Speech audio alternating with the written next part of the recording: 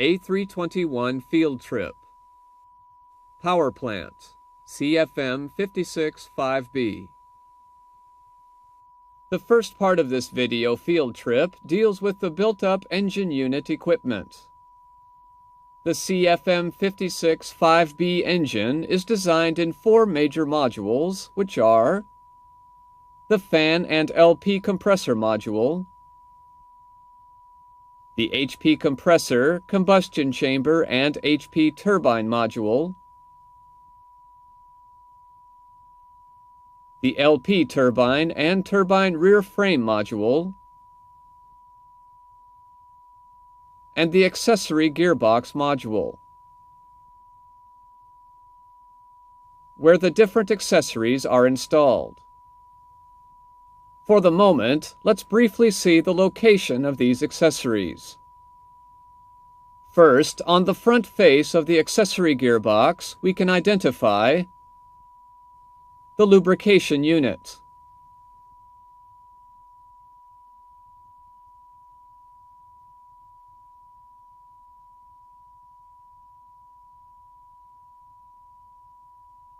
the engine-driven hydraulic pump,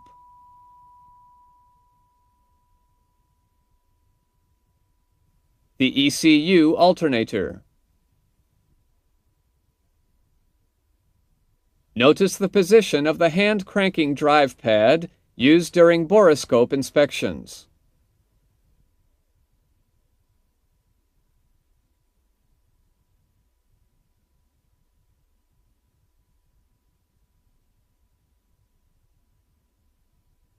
And the integrated drive generator, IDG. Now on the accessory gearbox rear face, we can identify the air starter, the fuel pump assembly,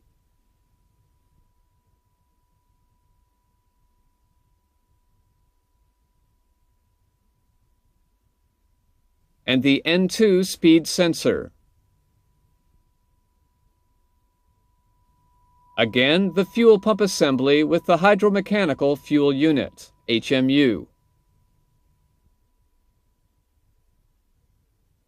The fan, which produces most of the thrust, consists of 36 fan blades made of titanium alloy. An abradable lining ensures fan blade tip clearance and improves efficiency. Here, between the fan blades, we can see the inlet guide vanes of the LP compressor. A fan blade can be easily changed in line maintenance after removing the spinner cone assembly. The rear spinner cone is fitted with trim balance screws. A reference mark identifies the position of fan blade number 1.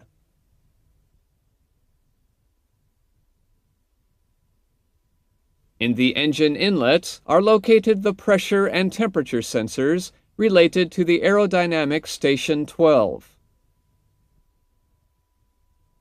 which are the PS12 pressure sensors, 3 located at the 1, 4, and 8 o'clock positions.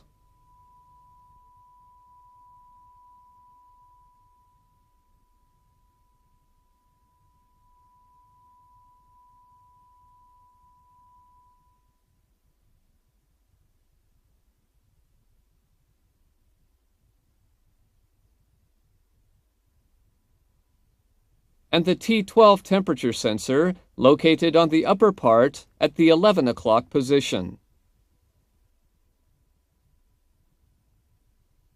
Now we continue with the components located on the right-hand fan case. The ECU, electronic control unit, of the FADEC system is installed in this zone. It has 3 main sides. On the left-hand side, all the pressure lines from the different sensors enter directly into a pressure transmitter receptacle, part of the ECU. One of these entry ports is open because it corresponds to the P0 pressure sensor. On the bottom side, there are all the electrical harness connectors for channels A and B. Two of these connectors are for specific requirements.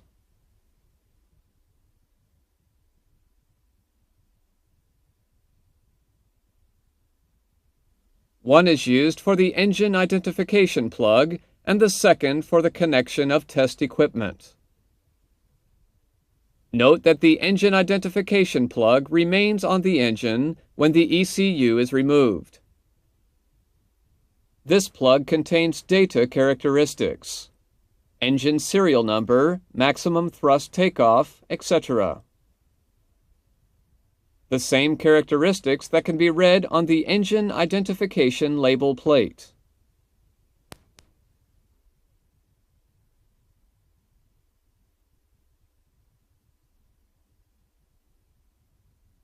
On the right-hand side of the ECU, as the ECU is air-cooled, the computer is fitted with a cooling air inlet and outlet interfaces. Concerning the electrical power supply of the FADEC, the ECU has its own dedicated alternator located on the accessory gearbox front face. Located above the ECU, we find the ignition boxes. The two ignition boxes are related to Ignition 1 and Ignition 2 circuits. Each box is designed to deliver high voltage to the ignition plugs through ignition leads. Precautions have to be taken before working on the ignition boxes. The voltage output can be dangerous. The ignition leads are then routed up to the ignition plugs.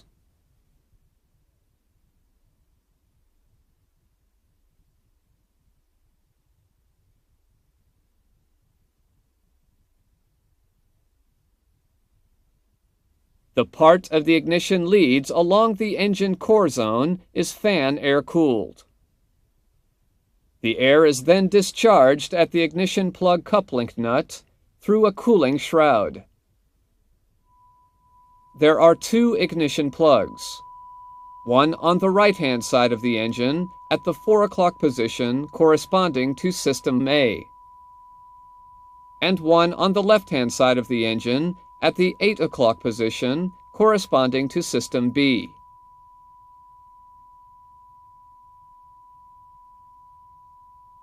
Now let's see the engine starting components.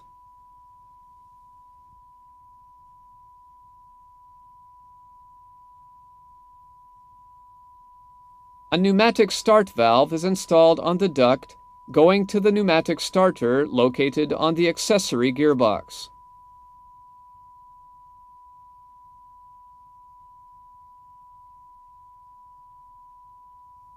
The start valve, which is electrically controlled and pneumatically operated, has a manual override handle to manually operate the valve during abnormal starts.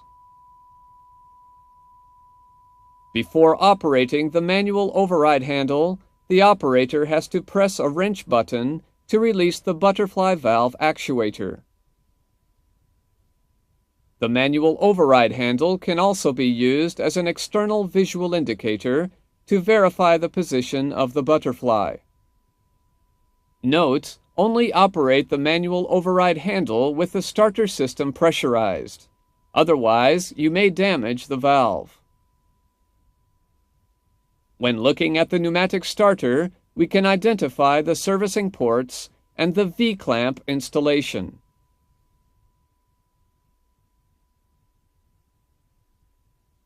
Now let's see the engine vibration components. All the engine vibration parameters are collected through a remote charge converter. This converter then sends the vibration signals to the aircraft engine vibration monitoring unit. There are two vibration sensors on the engine. One is installed in the LP compressor module on the number 1 bearing support. It is called the number 1 bearing vibration sensor, only its connector is visible from outside on the right-hand fan case.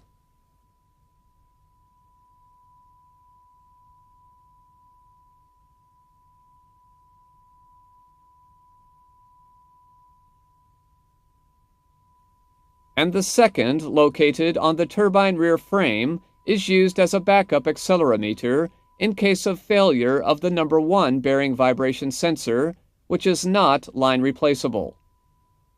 This second accelerometer is also used with the first one for balancing purposes. For engine speed indicating and monitoring, 2 speed sensors are provided on the engine. The one located on the right-hand fan case is for the number 1 speed, which is sensed at the number 2 bearing compartment. And the second, located on the accessory gearbox rear face, is for the N2 speed. Each of these speed sensors has 3 connectors. One for channel A, one for channel B, and the last for the EVMU. Now let's continue with the components located on the right-hand side of the engine core. But first of all, have a look at the fan discharge casing. When looking forward, we can see the struts and the fan outlet guide vanes. For borescope inspections of the LP compressor, 2 open holes are provided on the fan duct panels, located at approximately the 4 o'clock position.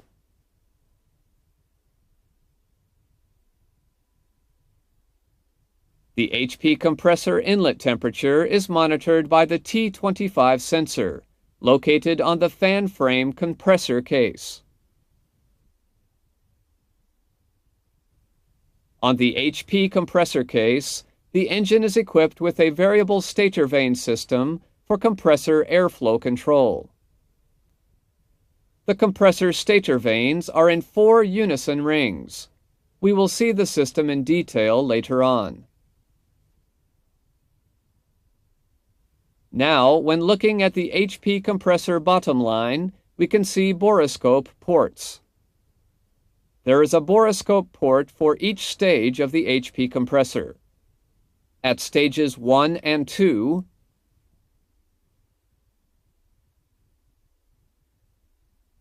stages 3 and 4,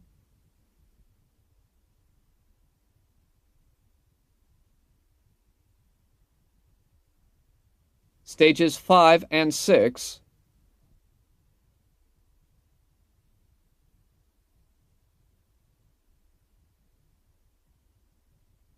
and stages 7, 8, 9, for which the bolts are longer and bigger than the other ones.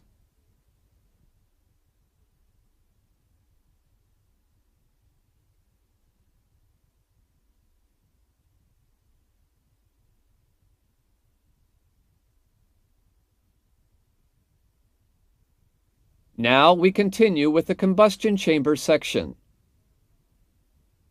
The combustion chamber is equipped with 20 fuel nozzles and 2 ignition plugs. Fuel for combustion is fed by means of 2 fuel manifolds. Each of them supplies 10 nozzles. Each fuel nozzle has a shroud drain line connected to a separated drain manifold. Note that the fuel nozzles installed at a normal place are marked with a blue collar.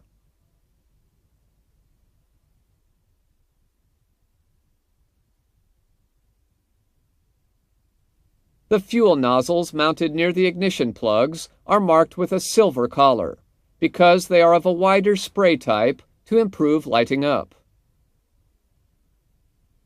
The fuel distribution for 10 or 20 nozzles is ensured by a burner staging valve installed approximately at the 6 o'clock position on the HP compressor case. This valve delivers fuel either to 10 nozzles at low power or to 20 nozzles at high power. Now have a look at the combustion chamber case where the borescope ports are located. 4 borescope ports are provided around the combustor case.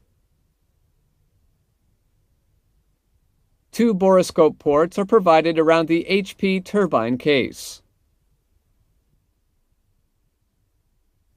These ports are used to inspect the HP turbine blades.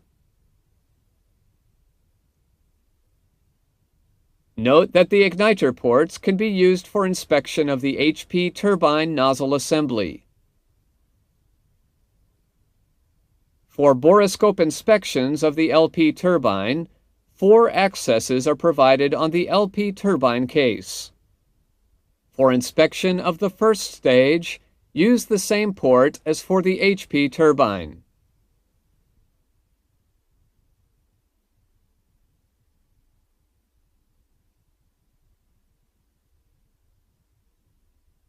As for the 3 other stages, use the ports along the LP turbine case bottom line.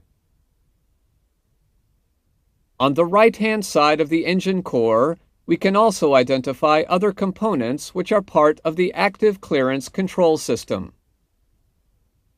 We have the LP-TACC valve and the HP-TACC valve.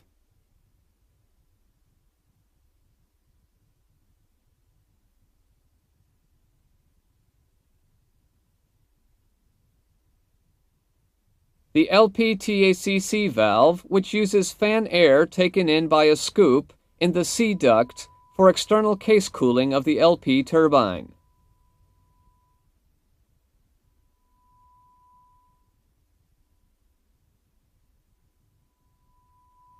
And the HP-TACC valve, which uses 4th and 9th stage air for internal cooling or heating of the HP turbine shroud structure.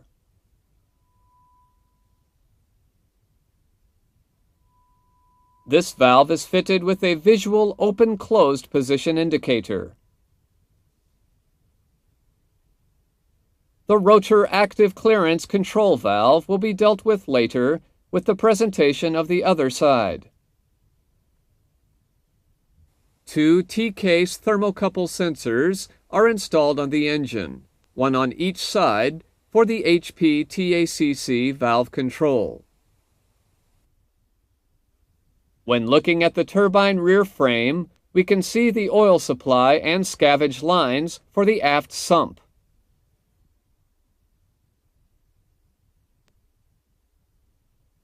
And a drain line to evacuate any water or fuel accumulated in the LP turbine case. Let's continue our tour around the engine. When walking up to the rear, we can see the center vent tube and inside the flame arrestor.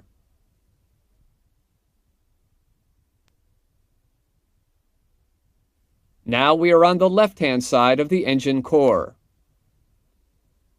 We can locate the rotor active clearance control and start bleed valve, RACSB.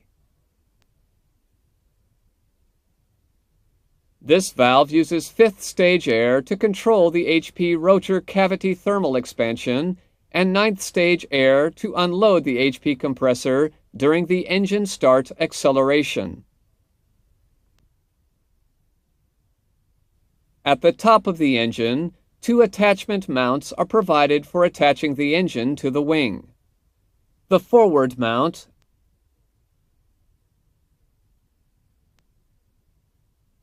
and the aft mount. For the exhaust gas temperature, EGT, measuring plane. 9 thermocouples are installed around the LP turbine case, corresponding to aerodynamic station 49.5. The thermocouple's alumochromal material wirings are connected together to parallel junction boxes.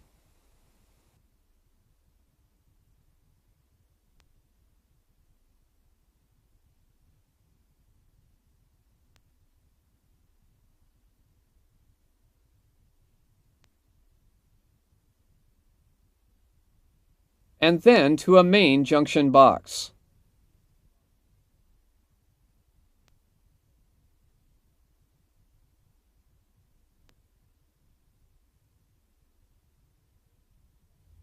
Here is the second T-case sensor used for HP-TACC valve control.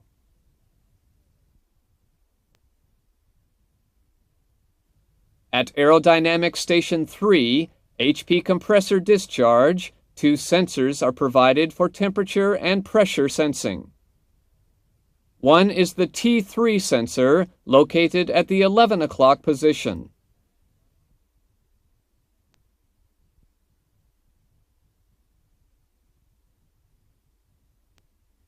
And one is the PS3 sensor, located at the 9 o'clock position.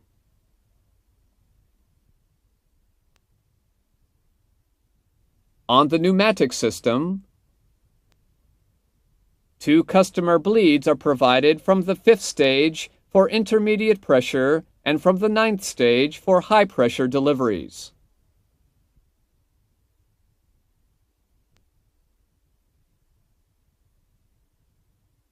A check valve is installed on the IP duct.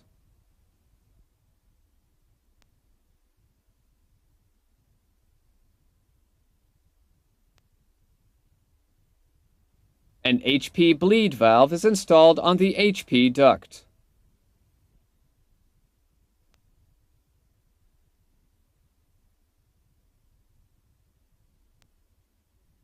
And a bleed pressure regulating valve is installed downstream on the common duct.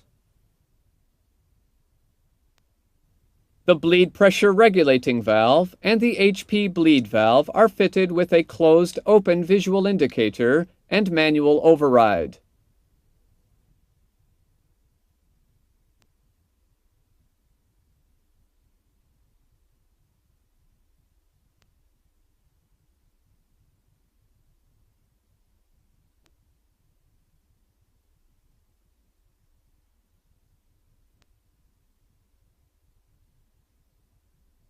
For fire detection purposes, there are 2 fire sensing elements installed on the engine core.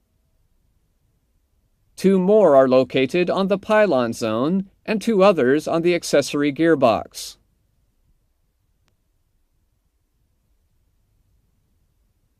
Here is the sensing element of the engine core left side.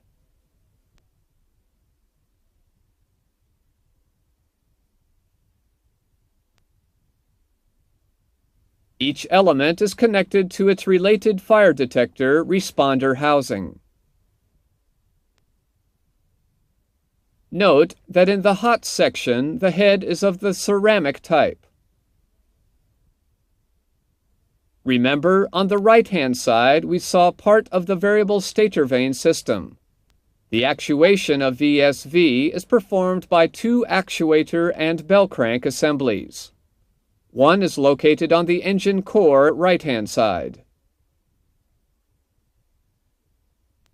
and the second is located on the engine core left-hand side. Each VSV actuator has a LVDT sensor connected to the ECU for position feedback. The left actuator LVDT is connected to channel B and the right to channel A. Notice that no rigging procedure is required on this system. The other system installed on the engine for compressor airflow control is the VBV, Variable Bleed Valve System. It consists of 12 VBVs. The system is actuated by means of a fuel gear motor which drives a master ball screw actuator and bleed valve assembly via a stop mechanism. The other 11 bleed valves are driven by means of a flexible shaft. The VBV positions are taken from the master bleed valve feedback rod linked to an arm lever fitted on a rotary variable differential transducer, RVDT, which sends the position feedback signals to ECU channels A and B. For the rigging procedure, make certain that, when the valves are fully closed, the mark on the RVDT is aligned with the mark on the arm lever. Note that the variable bleed valves are closed when the engine is shut down. They will be open during engine start. Before leaving the engine core section, have a look at the bundle junction box, where pipes, ducts, and electrical wirings are routed. Now, let's continue the presentation with the components located on the left-hand fan case zone. First of all, the fuel system components. When following the fuel feed manifold from the aircraft tanks, we arrive at the fuel pump assembly installed on the accessory gearbox.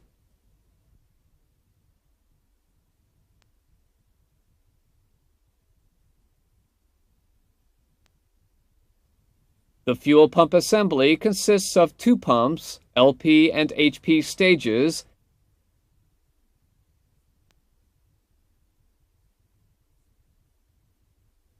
and a fuel filter. The fuel filter, which is a disposable cartridge type, has a drain plug for drainage and sampling.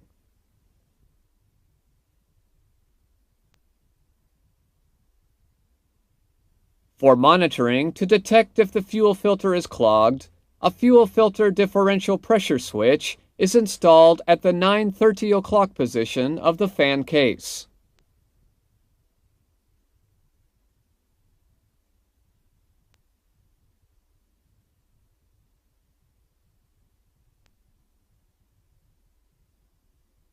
On the accessory gearbox, the hydromechanical fuel unit, HMU, is fitted with the fuel pump assembly.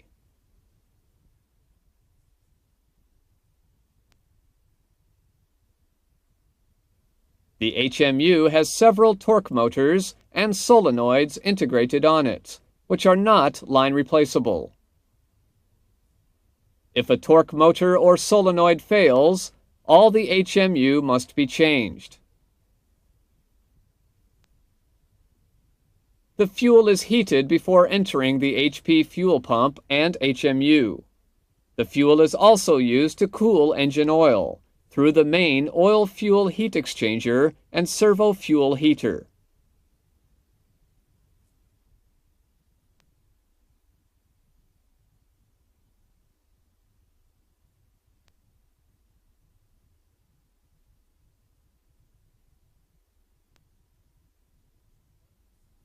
Part of the fuel is used as servo pressure by the HMU for the actuation of subsystems, that is to say, VBVs, VSVs, ACCs, etc.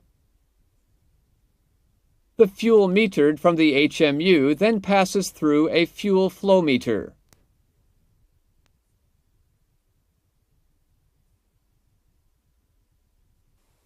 Then the fuel is directed to the combustion chamber. Part of the fuel is used for IDG oil cooling purposes. For IDG oil cooling purposes, the IDG oil cooler and the fuel return valve are located on the fan case upper part.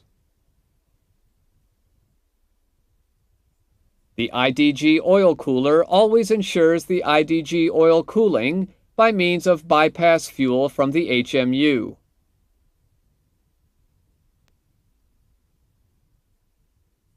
The fuel return valve ensures a fuel recirculation to the aircraft tanks for additional IDG oil cooling under certain aircraft fuel system conditions. And the ECU control depending on the engine oil temperature. An ECU, engine oil temperature sensor, is installed for that reason on the engine oil supply line going to the forward sump bearings.